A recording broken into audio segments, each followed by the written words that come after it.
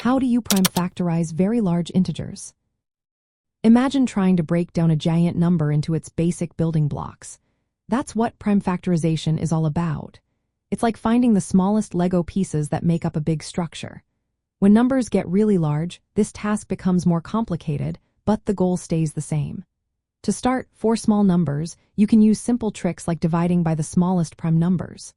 For example, dividing by 2, 3, or 5 repeatedly until you reach 1.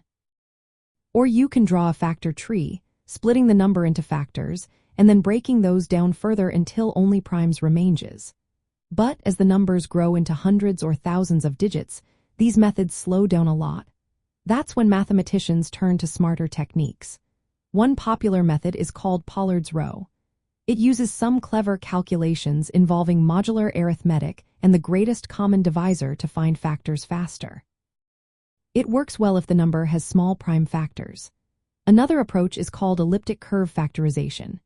It uses properties of elliptic curves, which are special mathematical shapes, to find factors, especially for medium-sized primes. For really big numbers, the fastest known algorithms are called Quadratic Sieve and general number field Sieve. These methods look for special patterns called congruences of squares, which help break down the number into prime factors.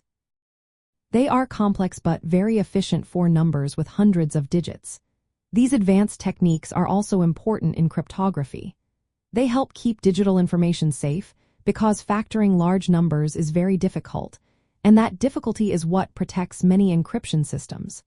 When you think about it, prime factorization reveals the core structure of numbers. Every number greater than 1 can be written as a unique product of primes.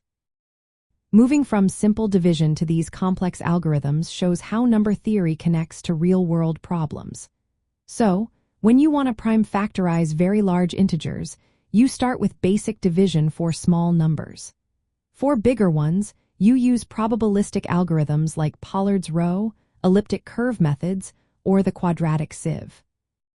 These tools help mathematicians and computer scientists handle the challenge of factoring enormous numbers, which is both a fascinating puzzle and a key part of modern security.